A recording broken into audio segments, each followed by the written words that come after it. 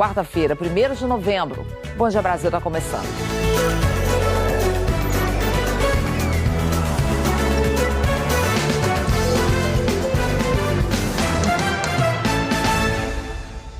Civis começaram a deixar a faixa de Gaza hoje. Foi o primeiro grupo autorizado a sair do território desde o início do conflito entre Israel e Hamas, começou no dia 7 de outubro. Vamos ao vivo até Genebra saber então as informações com a Bianca Rotier. Oi, Bianca. Bom, essa primeira leva não inclui ainda os brasileiros. Não, Ana Paula, bom dia para você, bom dia a todos. Os brasileiros que estão em Gaza vão ter que esperar ainda mais para cruzar a fronteira com o Egito. Esta primeira lista tem cerca de 500 nomes de diferentes nacionalidades. Segundo a autoridade de Gaza que cuida da fronteira, são cidadãos da Austrália, Áustria, Finlândia, Japão, Bulgária, Reino Unido e Indonésia. Logo depois da abertura, centenas de pessoas foram vistas cruzando a passagem de Rafah para o Egito. A agência de notícias Reuters divulgou que o acordo foi mediado pelo Catar.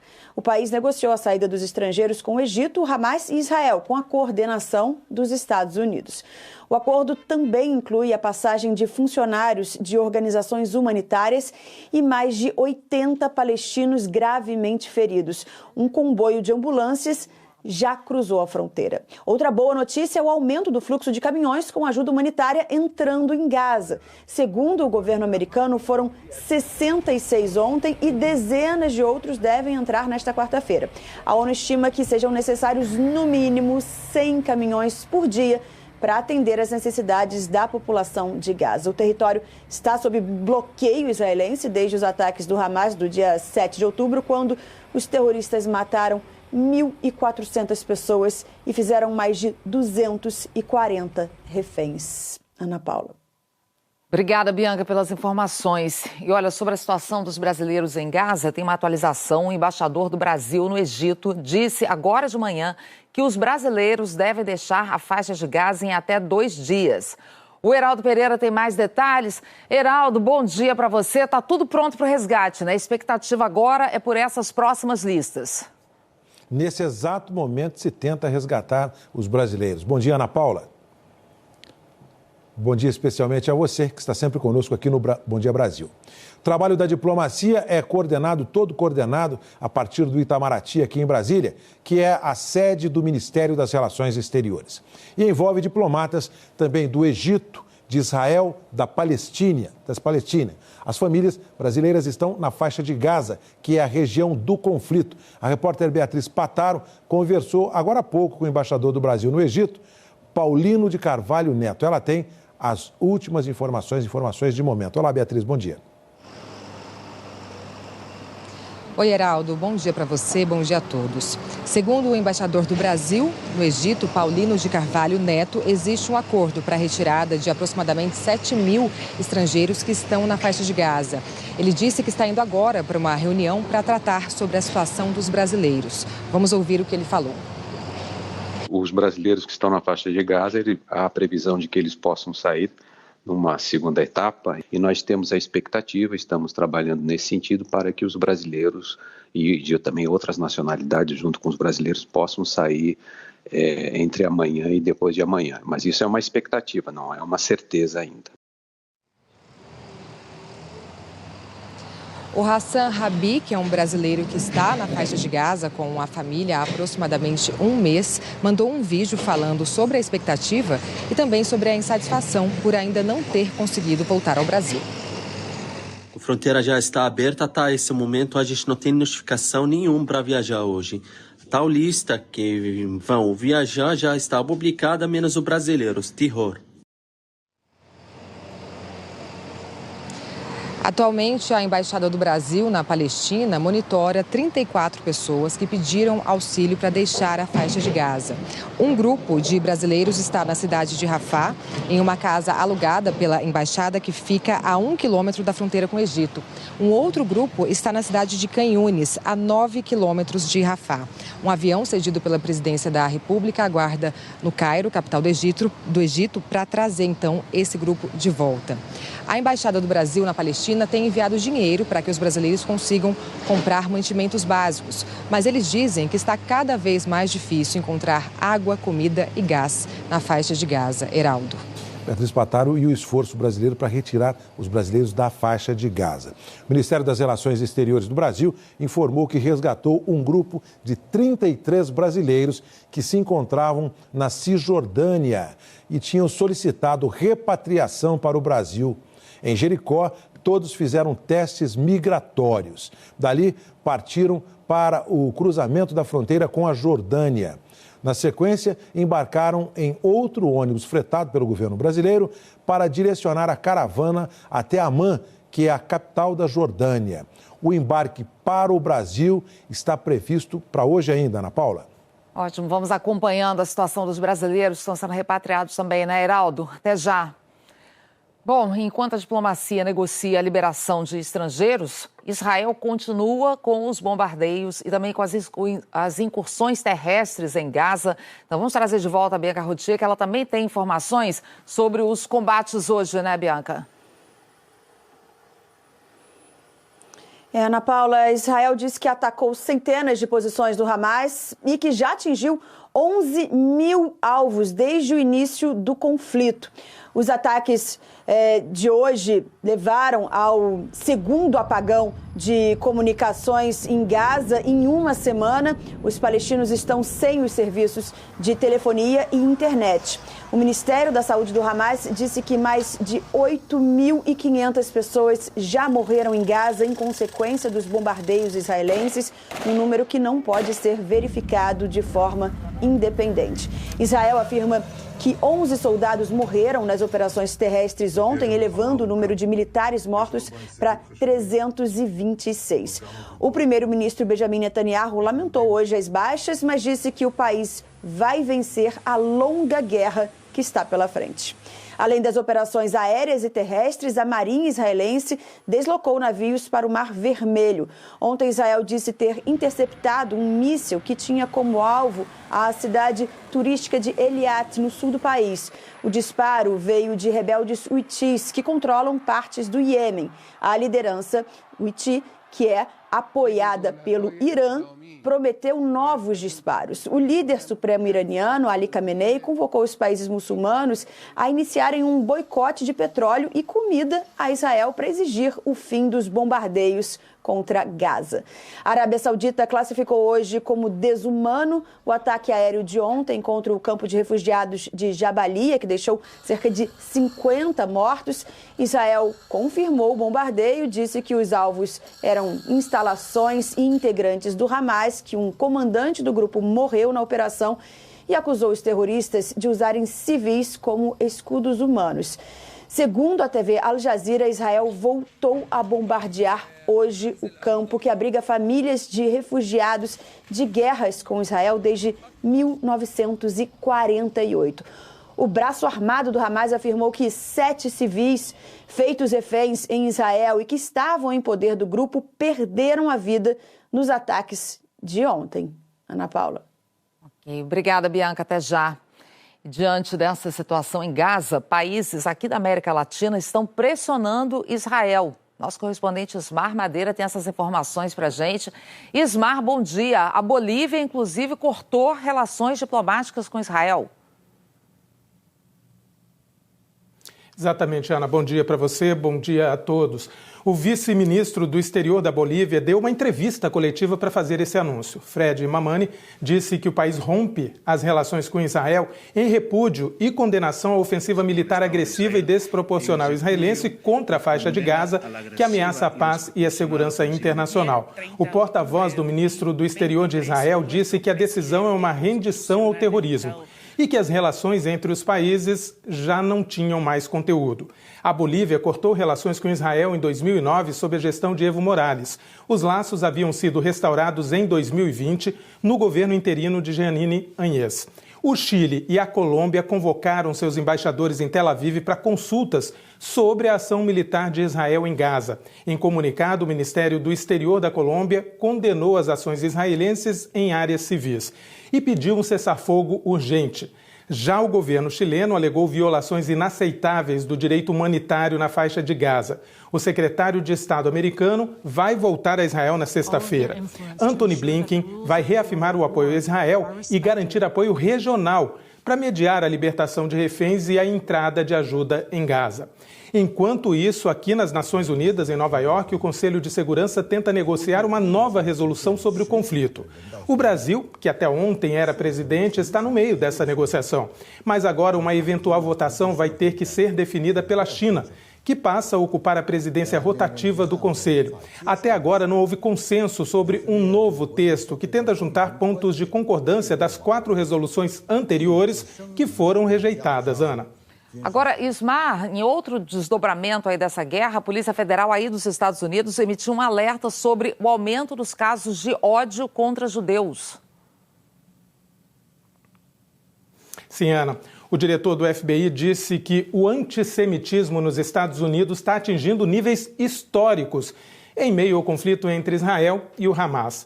Falando numa audiência no Senado, Christopher Wray disse que 60% dos crimes de ódio movidos pela religião são voltados ao povo judeu e disse que isso aumentou por causa da violência em Gaza. Mas afirmou que não é preciso pânico, mas ficar vigilante.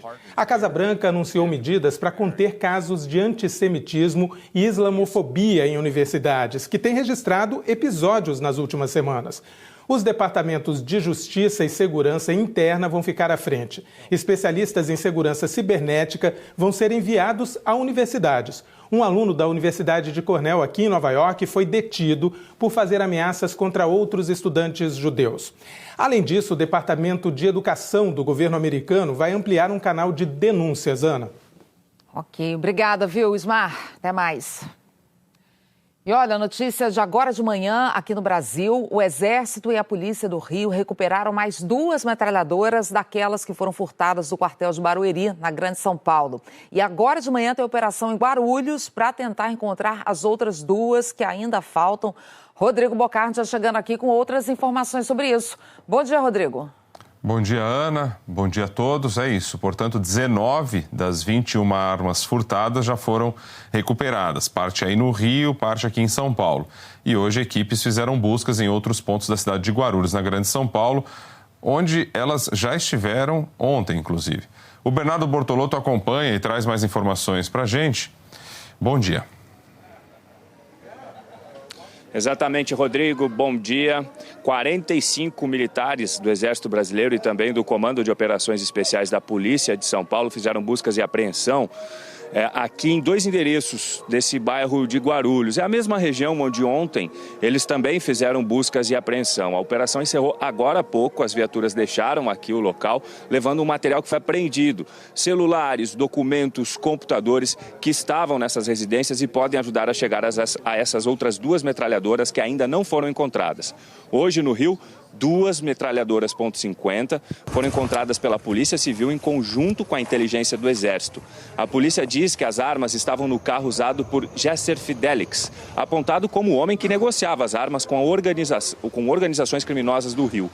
A gente lembra que das 21 armas, 8 já tinham sido encontradas no Rio de Janeiro e 9 em São Roque, cidade do interior de São Paulo. E além das 2 metralhadoras encontradas hoje, foi achado um fuzil também calibre 7,62. Esse fuzil não está nesse grupo de armas, dentro dessas armas que foram levadas do arsenal de guerra de Barueri. Por isso, o Exército diz que vai fazer uma perícia para descobrir a origem dele, de onde saiu e por que também estava nas mãos de criminosos no Rio de Janeiro. Rodrigo. Obrigado, Bernardo Bortolotto. Então, portanto, faltam 2 armas para trazer essa resposta definitiva e o Exército informou que vai se pronunciar no decorrer do dia, dará mais detalhes sobre essas investigações. Ana Paula. Vamos acompanhando. Até já, Rodrigo. Até já. E a seguir, uma operação da Polícia Federal no Rio, agora de manhã, prende 5 suspeitos de integrar a milícia que domina a zona oeste da cidade. O governo aumenta o imposto cobrado sobre armas de fogo e munição. E o TSE condena o ex-presidente Jair Bolsonaro por uso eleitoral das comemorações do 7 de setembro do ano passado. O candidato a vice dele, o ex-ministro Braga Neto, também foi declarado inelegível. A gente volta já. 8 horas e 45 minutos agora. A Polícia Federal e o Ministério Público do Rio prenderam agora de manhã 5 pessoas suspeitas de envolvimento com a milícia.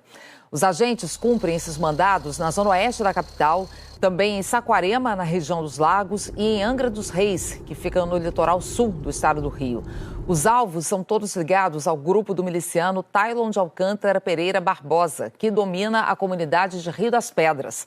Tailon foi preso ontem junto com o pai, mais 2 PMs e um militar do Exército na primeira fase dessa operação. Tailon, que você está vendo aí, era, segundo a polícia, o alvo de traficantes que executaram por engano 3 médicos no início do mês na Barra da Tijuca. O presidente Lula publicou um decreto aumentando a cobrança de imposto sobre armas de fogo e munições. Heraldo aqui de volta com os detalhes. Paula, como se trata de decreto presidencial, já está valendo como regra normativa e traz uma decisão que altera a alíquota do imposto sobre produtos industrializados, previsto para o comércio de armas e munições. Com a medida, as alíquotas passam a variar entre 25% e 55% sobre o preço do produto. Pelos cálculos governamentais, pode gerar uma arrecadação adicional para os cofres públicos de até R$ 1 bilhão e 100 milhões de reais em 3 anos.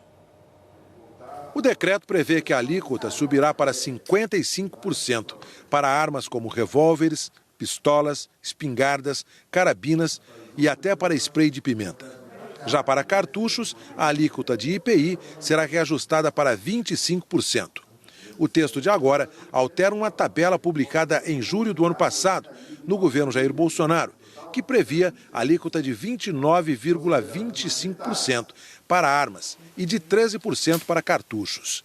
A medida, definida como prioridade desde o ato de posse do presidente Lula, segundo informações do governo, tem o objetivo de contribuir para o desarmamento da população civil, promover um novo recadastramento das armas em circulação e combater a criminalidade no país. Apesar de o decreto ter sido publicado nesta terça-feira no Diário Oficial, a medida só passa a ter efeitos tributários no primeiro trimestre do ano que vem, Ana Paula. Heraldo, outro assunto aí em Brasília. O Tribunal Superior Eleitoral condenou pela segunda vez o ex-presidente Jair Bolsonaro a 8 anos de inelegibilidade. Mas as penas não podem ser somadas. Agora, Heraldo, o vice na chapa, o general Braga Neto, também foi condenado. O que agora também o impede de eventualmente disputar as eleições. Esta inelegibilidade de Braga Neto por 8 anos não traz mais implicações eleitorais para o ex-presidente Jair Bolsonaro, porque a lei eleitoral não permite que as penas sejam somadas, como já se referiu a Ana Paula. O ex-presidente já estava inelegível por 8 anos até 2030, porque havia sido condenado em junho por abuso do poder político e uso indevido de meios de comunicação na campanha à reeleição. Bolsonaro foi punido por ter feito ataques sem provas, segundo denúncia do Ministério Público, ao sistema eleitoral em reunião com embaixadores estrangeiros. Por 5-2, o TSE julgou ontem que Jair Bolsonaro e o vice na chapa dele, Braga Neto, cometeram abuso de poder político e econômico e que ambos usaram as comemorações oficiais do 7 de setembro de 2022 com fins eleitorais. Foi aplicada a multa de R$ 425 mil a Bolsonaro e de R$ 212 mil a Braga Neto, com a declaração de inelegibilidade dos dois. A maioria da Corte Eleitoral considerou que houve a mistura de interesse público com privado para favorecer a campanha de reeleição do ex-presidente da República. Os ministros julgaram 2 ações propostas pelo partido PDT e uma pela então presidenciável do partido União Brasil, senadora Soraya Tronic, de Mato Grosso do Sul, hoje no partido Podemos. A defesa do ex-presidente Jair Bolsonaro e do então vice na chapa dele, Braga Neto, disse que respeita o julgamento do TSE e que vai aguardar a publicação do resultado para definir o tipo de recurso a ser feito. Julgamento no Tribunal Superior Eleitoral é um simbolismo, este momento que se tem. Vamos então ao nosso Gerson Camarote conosco aqui no estúdio de Brasília. Bom dia, Camarote. Qual é a mobilização, qual é a movimentação a que se leva esse julgamento, segundo julgamento do ex-presidente Bolsonaro? Olha, Heraldo, bom dia a você, bom dia a todos. Olha, esse segundo julgamento, a segunda condenação do Bolsonaro por inelegibilidade e agora também o então candidato a vice, Braga Neto, é um recado claro do Tribunal Superior Eleitoral colocando uma espécie de divisor de águas do que não será aceito numa eleição, ainda mais por um mandatário que está disputando reeleição. Ora, eu estava conversando com integrantes do Tribunal Superior Eleitoral, a avaliação é que, inclusive, esse caso do 7 de setembro, que era, a gente precisa lembrar, eram as comemorações do bicentenário da independência. Então, essa apropriação política eleitoral do bicentenário foi considerada muito, inclusive, mais grave do que o fato da primeira condenação, quando ele chama embaixadores no Palácio da Alvorada para criar uma espécie de suspeição ao sistema eleitoral brasileiro.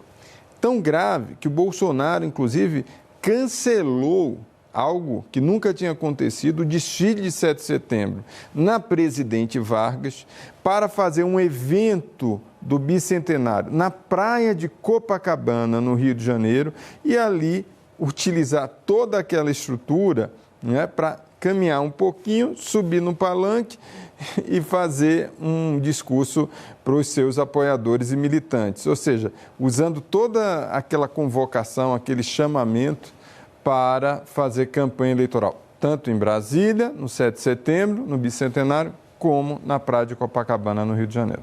Camarote, bom dia. Queria te perguntar de um outro assunto. Agora há pouco a gente até mostrou aqui na operação contra a milícia no Rio de Janeiro. E hoje o presidente Lula deve definir os detalhes do que vai ser o Plano Nacional de Segurança Pública, também como é que vai ser a atuação dos militares nas fronteiras.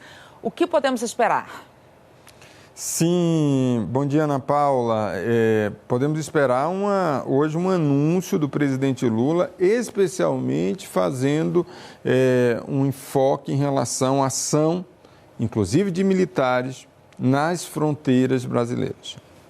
O que a gente viu ontem foi uma reunião, almoço no Palácio Planalto, com os ministros que estão cuidando dessa área de segurança pública. E entre as várias ações que devem acontecer, não só o reforço da Polícia Federal para a inteligência, como também ação para asfixia financeira dessas facções e milícias, mas também a presença de militares. Aí você tem, lógico, aeroportos, aeronáutica, portos, marinha, mas o Exército mais presente nas fronteiras, numa operação, por exemplo, semelhante à Operação Ágata, que acontece em Roraima, justamente para combater ali garimpos que estavam atacando o povo Yanomami lá na região de Roraima. Então, isso deve acontecer. Por exemplo, você tem a região ali de Itaipu, da hidrelétrica de Itaipu, que é muito visada ali para a entrada de drogas no Brasil. Então, esse tipo de operação conjunta deve acontecer e isso está sendo esperado, inclusive, em relação ao anúncio feito, que pode ser feito ainda hoje, deve ser feito pelo presidente Lula. Ana. Ok, estaremos de olho, então, no que sair ainda hoje nessa área. Obrigada, viu, Camarote? A Comissão de Valores Mobiliários absolveu os empresários Joesley e Wesley Batista da acusação de insider trading. A CVM investigava se os dois irmãos teriam negociado dólares e ações de uma empresa da JF para lucrar com o impacto do vazamento da delação de Joesley Batista na Operação Lava Jato em 2017. Em maio deste ano, o colegiado da comissão formou maioria pela absolvição, mas um integrante da diretoria da CVM pediu vista e anunciou o último voto ontem. Os empresários foram, então, absolvidos das acusações de insider trading. Ontem também, a JF foi condenada a pagar multa de R$500 mil pela negociação de ações em período vedado pela CVM. Sobre as absolvições dos irmãos Batista, a JF Investimentos declarou que a decisão desfaz uma injustiça, atesta o pleno funcionamento das instituições no Brasil e reafirma a integridade das operações dos executivos e empresas do grupo JF no mercado financeiro. Vamos para o intervalo? A seguir, um temporal provoca alagamentos e destruição em cidades do centro-oeste de Minas. A usina de Itaipu, no Paraná, abre as comportas por causa do excesso de chuva dos últimos meses. Os reservatórios do Sudeste e Centro-Oeste terminam o período mais seco do maior nível em 14 anos. Um alívio para a conta de luz, que deve continuar na bandeira verde. A gente fala mais disso já já. 8h58 agora.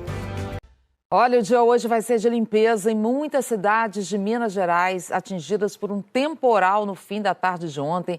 Vamos para BH falar com a Aline Aguiar. Aline, bom dia para você. E foi praticamente chuva em todas as regiões do estado. Ana Paula, neste momento, aqui em Belo Horizonte, não chove, mas sim, choveu forte em várias cidades do estado e uma das regiões mais atingidas foi o Centro-Oeste. Bom dia para você, bom dia a todos. Em Itaúna, tem rua fechada até agora por causa dos estragos. A Valquíria Souza está na cidade e fala ao vivo com a gente. Bom dia, Valquíria. Ei, Aline, bom dia. Exatamente. Aqui em Itaúna, muitos estragos. Inclusive, tem carro que continua aqui dentro do córrego até agora. A Defesa Civil trabalha nesses resgates aí, também nos trabalhos de retirada de entulhos e árvores que caíram em ribeirões como esse que a gente vê nas imagens. A chuva veio forte na tarde de ontem, durou cerca de 2 horas. Olha só a força da enxurrada. Carros foram arrastados pela água, árvores também caíram por causa da ventania e quando a água baixou, ficou todo esse estrago que a gente vê nesse momento. Hoje, as equipes da Defesa Civil estão na rua desde as primeiras horas, porque por aqui a Avenida Jovem Soares teve muitos estragos também, já foi lavada, muitos carros foram carregados pela força das águas. E por aqui a gente mostra nesse momento que o tempo está nublado, há previsão de mais chuva. Aline. Obrigada, Valquíria, pelas suas informações. E eu tenho aqui uma outra informação do estado, é que a BR-040, ligação com o Rio de Janeiro, está fechada desde a noite na altura de Ouro Preto, por causa de um acidente com uma carreta que transportava diesel. Já há um longo congestionamento por lá e, por enquanto, sem previsão de liberação do trecho. Não há informação de vítimas. Ana Paula. Ok, obrigada, viu, Aline? E olha, choveu forte também na região serrana do Rio. A BR-116 está fechada em Teresópolis por causa de um deslizamento de terra. A concessionária está fazendo uma vistoria agora de manhã para avaliar se há a possibilidade de liberação do trecho. Olha aí o estado em que a estrada ficou. O principal rio da cidade também transbordou, deixou muitas ruas alagadas. A água invadiu até a Granja Comari, que é o centro de treinamento da seleção brasileira. Em Petrópolis, o temporal inundou ruas, também derrubou árvores. Um ônibus ficou pendurado, olha essa imagem impressionante. Por pouco não caiu em cima de uma casa que está logo ali embaixo. Apesar dos estragos, não há registro de vítimas, ainda bem. E olha, essas chuvas no Sudeste bem intensas devem continuar, não é isso, Marcelo Pereira? Bom dia para você. Temos previsão de novos temporais. Ana, muito bom dia para você. Pois bem, viu, Ana? O feriado vai chegando aí com novos temporais e eles vão continuar com força, viu, Ana? Oi, pessoal, bom dia para vocês também. A frente fria que passou pelo Rio de Janeiro provocou essa chuvarada toda, agora está na altura do Espírito Santo e por isso o dia fica mais encoberto em partes do estado. E essa mesma frente fria também provoca temporais em partes da zona da Mata Mineira, onde o risco é alto para deslizamentos de encostas, de acordo com o CEMADEM. O tempo também virou por conta dessa massa de ar frio que está aqui no sul do Rio Grande do Sul, soprando esse ar mais úmido vindo do mar e por isso o dia está tão encoberto por aqui na região. Quanto mais longe desse ar frio, mais quente deve ser o dia, principalmente no Rio, BH, em Campo Grande, São Paulo, Curitiba e Porto Alegre, dia com temperaturas amenas. Já na metade norte do Brasil, muito calor e chuva isolada, principalmente em Porto Velho, Belém, Salvador não chove, esquenta bastante, Brasília escapa uma chuvinha, mas o dia deve ser bem abafado. Falando de calor, novembro deve registrar temperaturas acima da média em quase todo o Brasil. Quanto mais puxado para o vermelho, mais quente deve ser a região. Já a chuva deve se concentrar outra vez entre as regiões sul e sudeste, onde já choveu muito e deve chover mais até partes de São Paulo e de Mato Grosso do Sul, chegando lá no Rio Grande do Sul. Norte, Centro-Oeste e Nordeste, o mês deve ser seco. E esse feriado de finados tem previsão de um novo ciclone no litoral do Rio Grande do Sul. E qual a diferença? desse que vai se formar para o da semana passada. Semana passada foi em alto mar.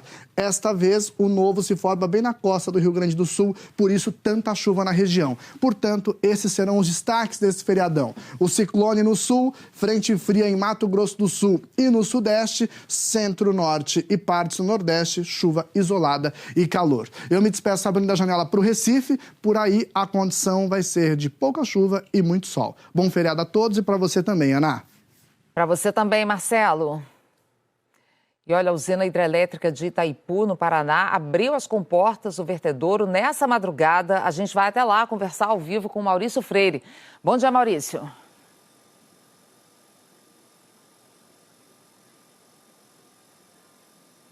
Bom dia, Ana Paula, e a todos. O vertedouro foi aberto às 2 horas da madrugada de hoje. Apenas uma das 3 calhas aqui da usina de Itaipu está escoando a água do Rio Paraná, que estava represada no reservatório. Essa é uma medida importante para garantir a segurança da barragem. Mas, segundo a usina, a água que está escoando não vai impactar nas comunidades próximas, nem do lado brasileiro, nem na fronteira com o Paraguai. Antes da abertura das comportas, 385 casas em Cidade do Leste, no país vizinho, tinham sido atingidas. Mas o motivo foi a cheia em rios causada pelo alto volume de chuva do mês de outubro. Uma equipe da usina está auxiliando as famílias. Nos últimos dias, a chuva deu uma trégua aqui no Paraná, mas ainda há cidades com pontos de alagamento. Mais de 14 mil pessoas estão desabrigadas ou desalojadas. Maurício Freire, para o Bom Dia Brasil.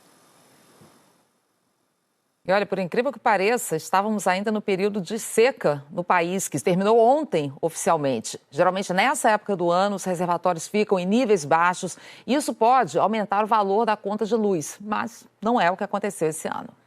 Conta de luz na bandeira verde é sinal de alívio para o consumidor. Sim, com certeza, né? É um custo a menos, né? Do orçamento da família. Qualquer economia cai muito bem. Significa que a conta não sofreu nenhum acréscimo e que menos usinas termoelétricas, que são mais caras e poluem mais, precisaram ser acionadas. Ou seja, os reservatórios do país estão com um bom volume de água, estão dando conta do trabalho. O principal reservatório do país, o sistema Sudeste e Centro-Oeste, vai encerrar o período de seca com cerca de 69% da capacidade máxima. Esse é o maior nível para o período nos últimos 14 anos. Uma situação inusitada e que efetivamente para os consumidores é uma boa notícia. Por quê? Porque ficamos com a tarifa verde, ou seja, não haverá necessidade, como não houve nos últimos meses, de você acionar usinas termoelétricas, que é a nossa reserva, né? Como a gente chama, o nosso backup. O bom desempenho é explicado pelo atípico aumento das chuvas. Os últimos 3 anos foram com o fenômeno climático Laninha, que promoveu a presença dos corredores de umidade lá da Amazônia em direção ao sudeste, passando pelo centro-oeste. E a tendência para os próximos meses é de ainda mais chuva, reservatórios cheios e um cenário de segurança energética para o consumidor. Uma situação assim de muita tranquilidade em relação à certeza de que não vai ter crise hídrica no Brasil, não vai faltar energia e com tarifa e com a bandeira verde é uma situação ainda mais favorável para a renda dos consumidores. A gente volta daqui a pouco com a história do recém-nascido levado de uma das mais importantes maternidades públicas no Rio e ele foi reencontrado agora há pouco para alívio da família. O governo faz uma série de reuniões para discutir a meta fiscal de déficit zero e também a agenda de pautas econômicas no Congresso. A gente fala de tudo isso já já, 9h09 agora. O governo começou a discutir se vai mudar a meta de déficit zero das contas públicas para o ano que vem. Bom, Geraldo, ontem o presidente Lula fez aquela reunião, com ministros, com lideranças da Câmara, em busca de apoio para projetos que aumentem a arrecadação. Essa possibilidade de não cumprimento da meta fiscal já mobiliza representantes do governo e também das casas legislativas do Congresso. A terça-feira foi um dia marcado por discussões. Envolveram o presidente Lula, o ministro da Fazenda, Fernando Haddad, o presidente da Câmara dos Deputados, o deputado Arthur Lira. Antes disso, mais cedo, teve reunião do presidente com o vice Geraldo Alckmin, ministros de Estado e líderes partidários na Câmara. O ministro da Fazenda, Haddad, apresentou prioridades da pauta econômica. Um dia movimentado para aparar arestas e definir os próximos passos. Já era noite quando o ministro da Fazenda terminou o último compromisso da agenda, uma reunião no Palácio do Planalto com o presidente Lula e o presidente da Câmara, Arthur Lira. Na saída, Fernando Haddad falou sobre o objetivo do encontro. A gente tratou da agenda legislativa do segundo semestre. Esse também foi o assunto mais cedo na reunião do chamado Conselho de Coalizão, que reúne os partidos que votam com o governo nas pautas importantes do Congresso. Além do próprio presidente Lula, compareceram ao todo representante de 18 partidos, o vice-presidente Geraldo Alckmin e 8 ministros. Haddad apresentou as prioridades da pauta econômica: a taxação de fundos de investimento exclusivos e offshores com sede fora do país, que já foi aprovada na Câmara, mas ainda precisa passar pelo Senado. O fim do desconto na cobrança de impostos federais em incentivos fiscais dados por estados. Esse desconto tem diminuído a arrecadação da União. E a reforma tributária, que o governo pretende ver aprovada na semana que vem. A expectativa é de votação da PEC na Comissão de Constituição e Justiça do Senado na próxima terça-feira, para, no dia seguinte, o texto ser analisado em plenário. Juntas, essas medidas são vistas como fundamentais para que o governo consiga cumprir a meta de zerar o déficit no ano que vem. Zerar o déficit fiscal em 2024 foi uma meta assumida pela equipe econômica quando apresentou o novo arcabouço fiscal. O ministro da Fazenda, que até agora não admitiu desistir da meta zero, disse que tentaria antecipar algumas medidas para este ano, com o objetivo de melhorar a previsão de receitas.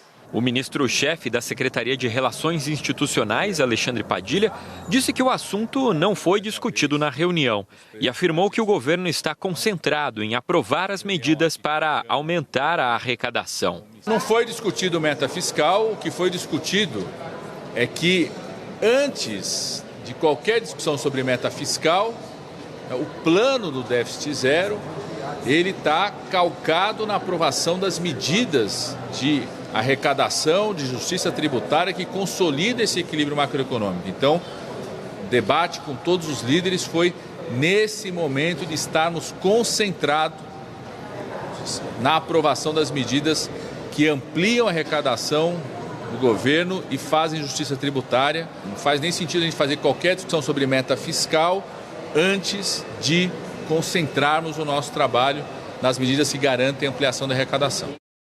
Essa foi a segunda reunião do chamado Conselho de Coalizão e a primeira com os novos aliados, os partidos progressistas e republicano. Um debate no governo, no entorno do governo, é se mudaria e qual seria o intervalo da chamada meta fiscal. O índice ficaria em torno de 0,25% ou 0,5%. Mas o que significa uma diferença de 0,25% ou 0,5%? Conosco aqui no estúdio em Brasília, Miriam Leitão e os números desse índice. Miriam, bom dia. Parece uma diferença bem pequenininha, vamos assim dizer. Mas será que é bem isso? Traduz para a gente. Bom dia. Bom dia. A gente fala sempre assim, vamos dar nome aos bois. Pois eu proponho, então, como resposta a você, dar números aos bois. Então, quando fala 0,25 de déficit, o que eles estão dizendo? Estão dizendo ter um déficit, ter um negativo entre receitas e despesas de 25 bilhões. Mas como a meta no arcabouço, ela pode se desviar um pouco, mais 0,25, então se a meta for 0,25, pode ser de 25 bilhões a 50 bilhões. Se for para 0,5, como tem esse intervalo também, pode ser 50 bilhões ou 75 bilhões de reais. Mas para quê? De ou gastos a mais ou de não congelamento de despesas, porque o que o presidente Lula disse ontem é que ele não quer gastar mais, mas ele não quer congelar as despesas, ou seja, contingenciar. Então, quando os políticos, os ministros do governo discutem se a meta vai ser 0, ou 0,25 ou 0,50, eles estão com esses números na cabeça, em gastos, em investimentos, ou pelo menos em não congelamento de despesas, que pode ser 25 bilhões, 50 bilhões ou 75 bilhões. Então, esses são os números, Heraldo, que traduz esse 0,25 ou 0,50 do PIB de déficit. Então, Ana Paula, bom dia para você. Já estão aí os números e os bois. Já são os bois já numerados aqui, né, Miriam? Bom dia para você também. Agora, já está certa essa mudança na meta fiscal? É certa mesmo? Olha, não está certa não, porque o ministro Fernando Haddad continua dizendo que ele persegue a meta 0. Né? E eles estão fazendo muitas reuniões. Essas reuniões têm significado. Significam que está se discutindo essa probabilidade. Quando se conversa com a área política do governo, eles dão como certo que vai ser ou 0,25 ou 0,50, que a discussão é essa. Qual o tamanho do déficit do ano que vem?